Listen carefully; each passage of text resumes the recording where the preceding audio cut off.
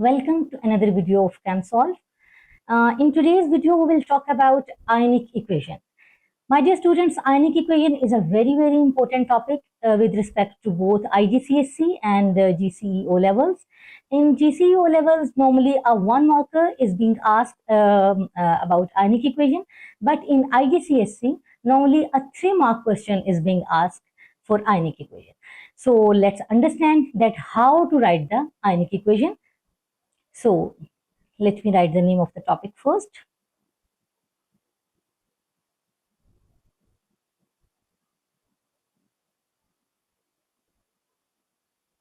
Ionic equation. Okay. First of all, you need to keep in mind that normally to write the ionic equation, you are provided with the actual chemical equation. So let's take an example of an equation in which zinc is reacting with hydrochloric acid and it is producing ZnCl2 and hydrogen. And normally the state symbol are also being provided during this chemical equation. So let me write the state symbols for this equation. Zinc is a metal, so S, a solid. For aqueous, we write for the acids. ZnCl2 is the soluble salt, so I would write aqueous again, and hydrogen is a gas. Understood? So just take an example that this chemical equation is being provided to you in the exam, and examiner wants you to write the ionic equation for this chemical equation. All right. So what we have to do? We have to keep two things in our mind. We need to know that which things in this chemical equation we need to ionize and which thing in this ionic equation we do not need to ionize. Okay. So I'm just telling you a simple rule for that. Just keep that thing in your mind and trust me, you will easily write the ionic equation for any of the chemical equation provided. So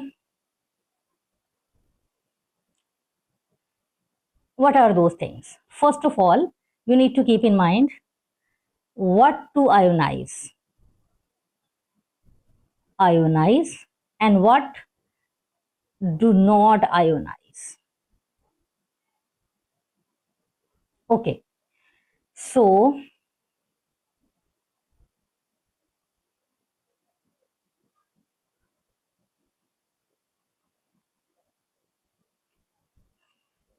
give me a second.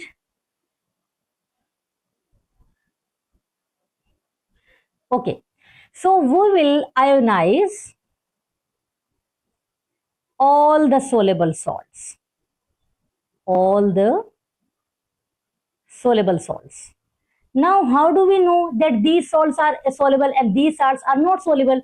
I have told you earlier in acid and base chapter as well that there's a table in your textbook, and that is this table is about the solubility of the different salts.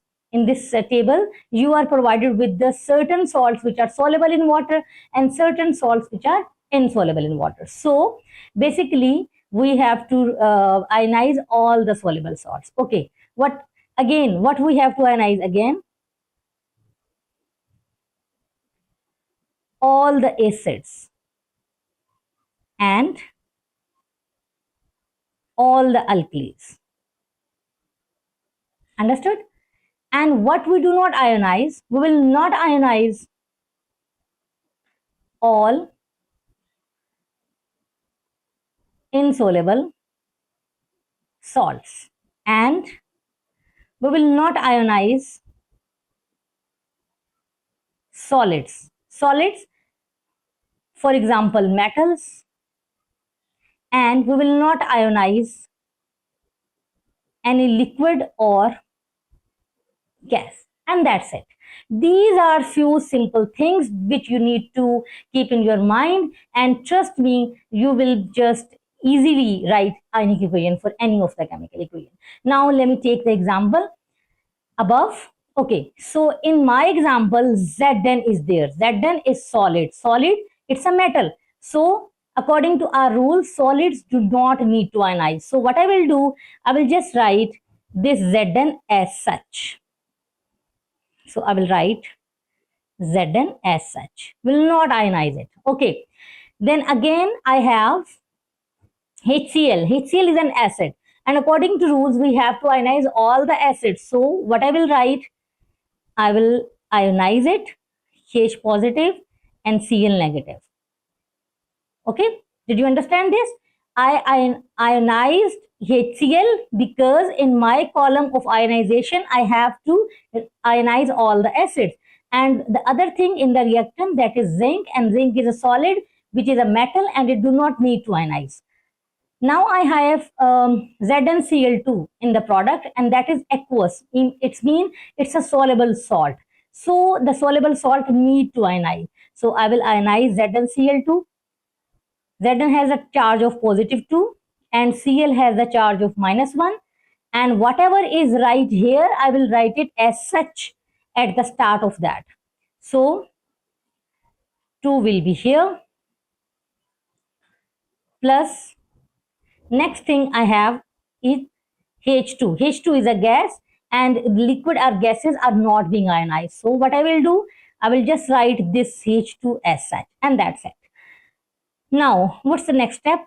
We will cancel out the ions which would be on the both side of the equation. So H positive is here, but it is not in the product. So it will not be cancel out. And here is Cl2, Cl negative, and again here is Cl negative. So it would be cancel out. Let me balance out this equation as well. So there would be 2 here and 2 here. Okay, so chloride ion was the only thing that was in the reactant as well as in the product. So I just cancel out this thing, and now what is left behind? It is Zn plus 2H positive, Zn positive 2 plus H2, and that's it. This is my ionic equation. What about the state symbol? State symbol will remain same. Whatever they would be in the normal chemical equation, I will just copy it down here. So solid, aqueous, and gas. So in this video, I told you about the rules to write the ionic equation, and I solved an ionic equation by one example of a metal with the acid. Please let me know if you want to solve me any other example of the same topic. Thank you so much. Allah Hafiz.